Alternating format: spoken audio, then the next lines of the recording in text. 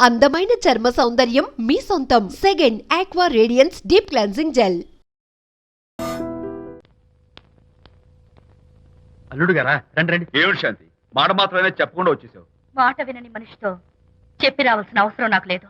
సర్లే, పద ఇంటికి. ఏ ఇంటికి? మన ఇంటికి.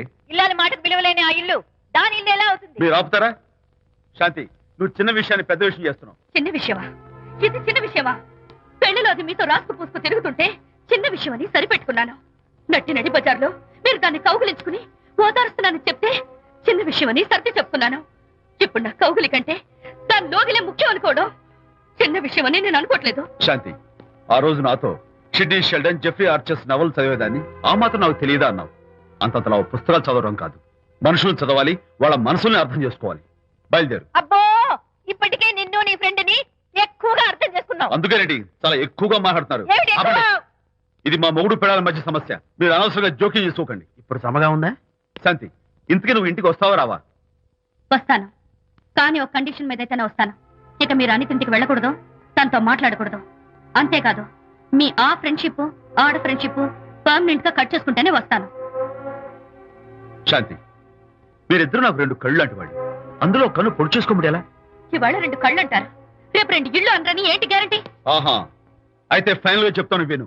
అనిత నాకు ఫ్రెండ్, నేను తనతో మాట్లాడతాను, తన ఇంటికి వెళ్తాను, తన బాగోగులు చూస్తాను. నీకు ఇష్టమైతే నాతో రా, లేకపోతే మీకు మీ ప్రత్యేకమైన ఫ్రెండ్ మీద ప్రత్యేకమైన ఫ్రెండ్షిప్ మీద మోసు తగ్గి పెళ్ళం కావాల్సి వచ్చి నా కాళ్ళ దగ్గరికి వచ్చినప్పుడే నేను వస్తాను.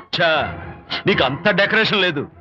పవిత్రమైన స్నేహానికి అర్థం తెలుసుకుని భర్త లేని ఆడదాని బతుక్కి అర్థం లేదని గ్రహించి నువ్వే వచ్చి నా కాళ్ళు పట్టుకుంటావు. Mind it.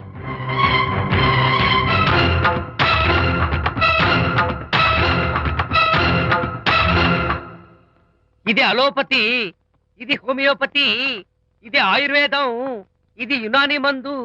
ఏమిటివి? Complan, Bournvita, Horlicks. ఇవన్నీ ఎందుకు? నాతో షాప్ ఓపెన్ చేయిస్తారా? అయ్యో, షాప్ ఓపెన్ చేయడం కోసం కాదమ్మా, విజయ్కి నీ పట్ల ఉన్న ప్రేమాభిమానాలు ప్రదర్శించడం కోసం ఇవన్నీ కొన్నాడు. విజయ్, ఏంటిది? నీకేమైనా మతిపోయిందా? శ్రీమతితో గొడవపడిన ఏ మొగుడికైనా మతి ఉంటుందా? శ్రీమతితో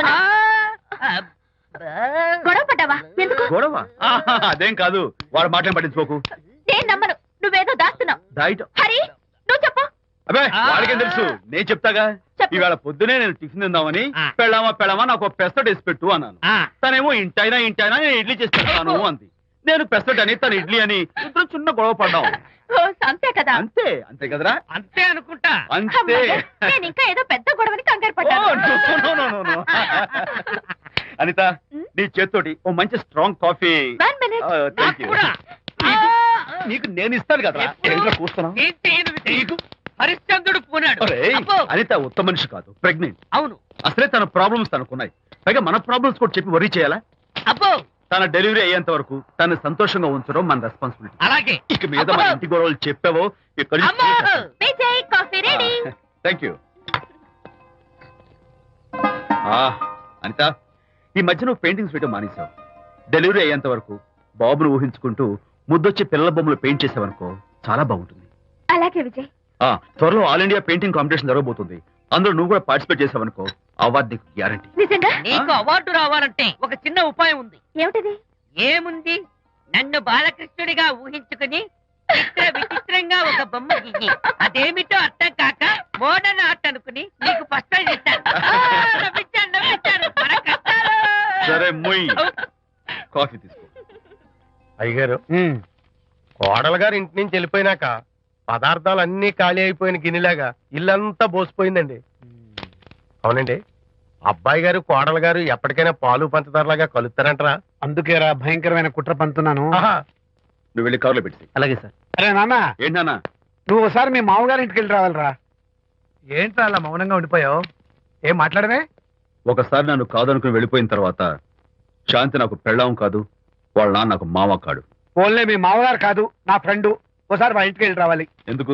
ఎందుకంటే మీ పెళ్ళైన తర్వాత మీ ఇద్దరం కలిసి ఓ చిన్న వ్యాపారం పెట్టాం కదా. ఇప్పుడు మీరిద్దరు విడిపోయారు, మేము కూడా విడిపోవాలనుకుంటున్నాం. అందుకని ఈ డాక్యుమెంట్స్ మీద ఆయన సంతకం పెట్టించురా. ఈ మాత్రం దానికి నేనెందుకు? మళ్ళీ పంపించు. నువ్వు వెళ్తే తప్పేంటి నాన్న? నేను వెళ్ళాలని రూల్ ఏంటి నాన్న? నాన్న నువ్వెందుకు వెళ్ళనంటున్నావో నాకు అర్థమైందే నాన్న. ఏంటి నాన్న నీకు అర్థమైంది వంకాయ్? అక్కడికి వెళ్ళంగానే చమక్కుమని ఈయన గారి పెళ్ళం కనపడుతుంది. ఆ. దాంతో వీడి గుండె ఢమక్కుమని కొట్టుకుంటుంది. ఆవిడేమో ఊ అని ఓ లుక్ వేస్తుంది. దాంతో వీడు ఊ అని జారి బెడ్ అయిపోతాడు. కొంచెం డెకరేషన్ ఎక్కువ అవుతుంది, తగ్గిస్తావా?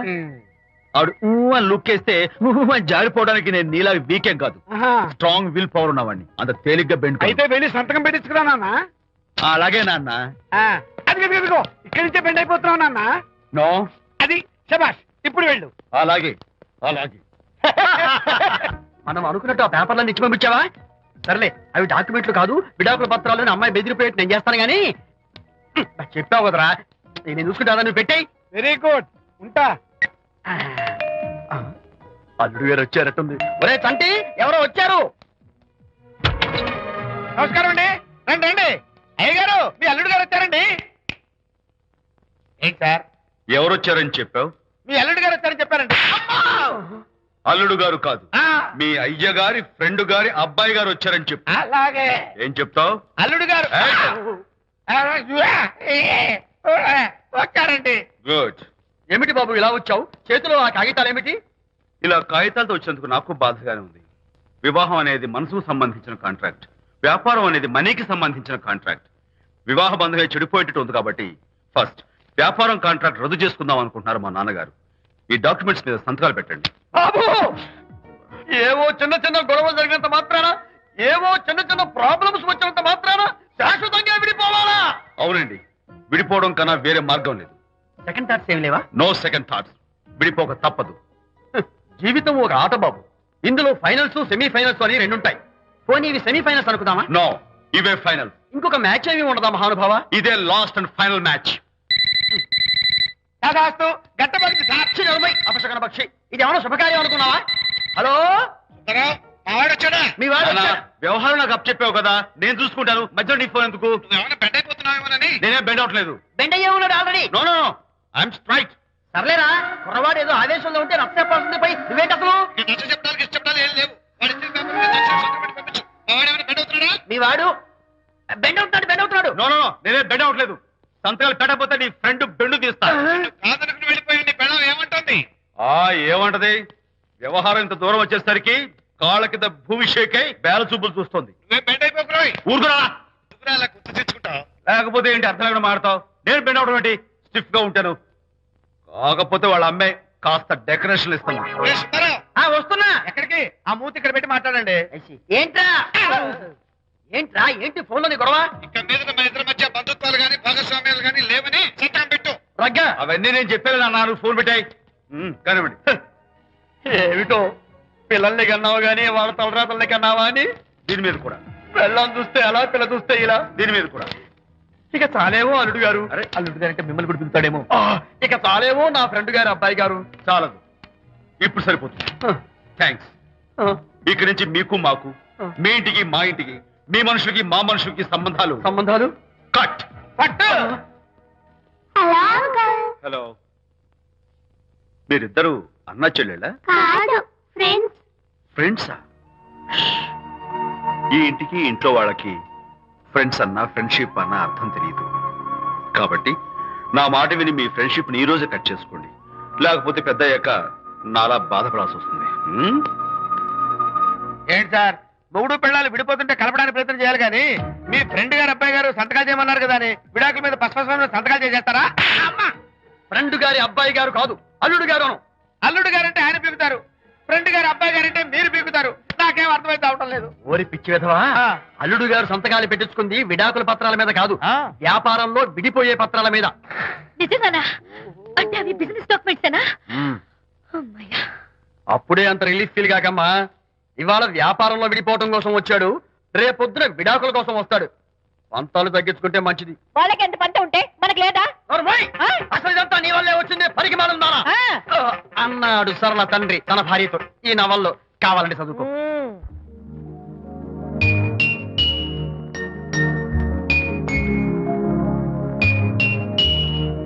అమ్మా, ఆ బొమ్మ చూస్తుంటే నీ బాధ ఏమిటో నాకు అర్థమైంది తల్లి. నీకు సీమంతం జరిపించలేదనేగా నీకు సీమంతం జరిపించడానికి పైసా కూడా లేని ఈ దరిద్రుడిని క్షమిస్తమ్మా.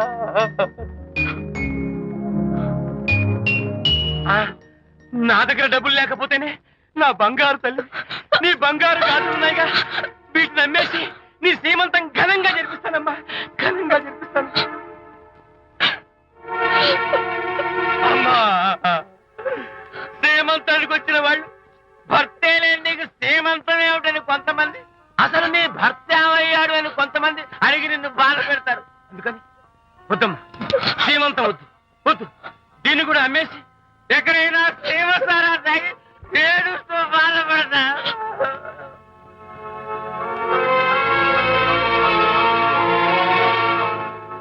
అనిత అంటే మీరే కదా? అవును. మీరు ఆర్టిస్ట్ కదా? అవును. మీరెవరు?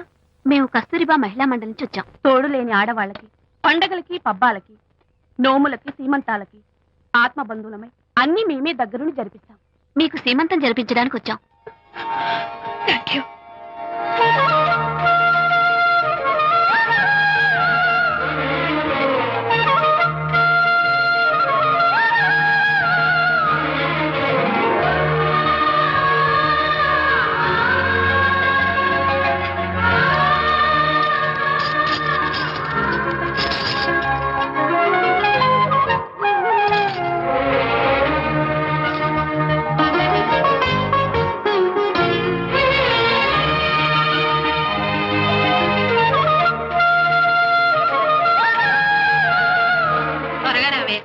ఒకటి, 2, 4, 6, 8, 10, 15, 18, 19, 20. అనిత, ఏమిటి డెకరేషన్ అంతా? విజయ్, రారా. విజయ్, ఇవాళ నాకెంత సంతోషంగా ఉందో తెలుసా? జరగదనుకున్న సీమంతో ఎవరో మహిళా మండలి వాళ్ళు వచ్చి జరిపించారు. గ్రేట్. ఆ తర్వాత చెప్తాను, ముందు ఆశీర్వదించు. Sure sure. God bless you. మరి గంధం? ఓ, నేను వస్తాను. Thank you. మంగళహారతి ఇచ్చి పాట కూడా పాడినా? జస్ట్ మినిట్, చేయడానికి వస్తాను.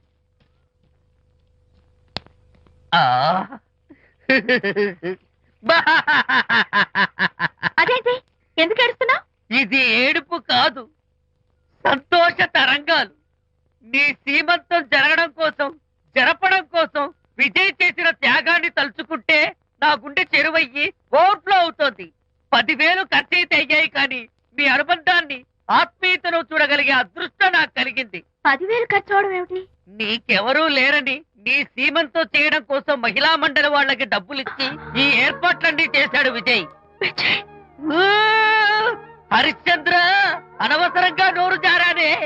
ఈ విషయం విజయ్కి తెలిస్తే నన్ను కాటి కాపర్ని చేస్తాడే. అబ్బా,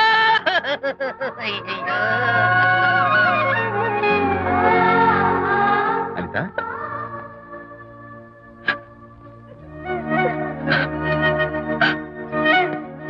ఏంటిది? విజయ్, నీకు చేతులెత్తి దండం పెట్టాను. నీ ఒళ్ళో పడుకుని ఏడవాలు. నాకేమర్థం కావడం లేదు. అనిత, ఏమైంది నీకు? నా చిన్నప్పుడే మా అమ్మ చచ్చిపోయింది. అమ్మ ప్రేమ ఎలా ఉంటుందో కూడా నాకు తెలీదు. అమ్మ మనసుతో ఆలోచించి నాకు సీమంతం జరిపించిన నీలో నాకు అమ్మ కనిపిస్తోంది. అనిత, నో, ఈ టైంలో నువ్వు అస్సలు కంటతడి పెట్టకూడదు. ఏంటిది? హాయ్ శాంతి. హాయ్. జంటగా ఉండాల్సిన నిన్ను ఇలా ఒంటరిగా చూస్తుంటే జాలేస్తుంది. సర్దుకుపోతే సంసారం, సర్దుకోకపోతే ఒంటరితనం. నువ్వు అనవసరంగా మీ వారిని అపార్థం చేసుకుంటున్నావేమో అనుకుంటున్నాను. మీరిద్దరూ త్వరలో మళ్ళీ కలవాలని కోరుకుంటున్నాను. Okay, bye. వెళ్ళొస్తాను.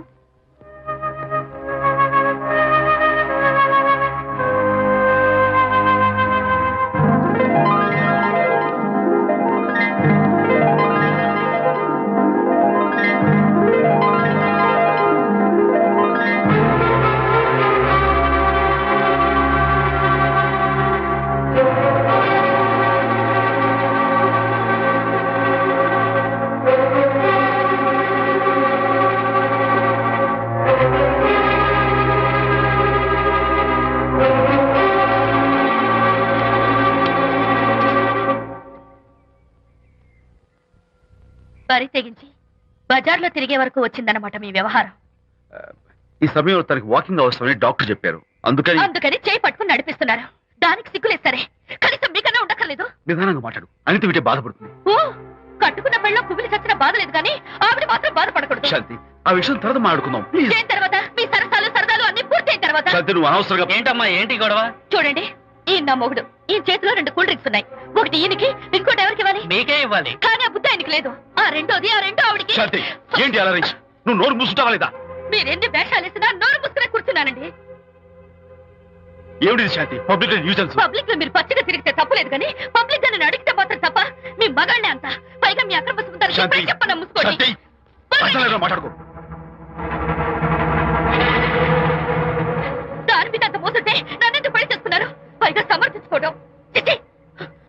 చూడు బాబు, పబ్లిక్ లో భార్యాభర్తలు ఇలా పోట్లాడుకోవడం మంచిది కాదు. ఊరుకో.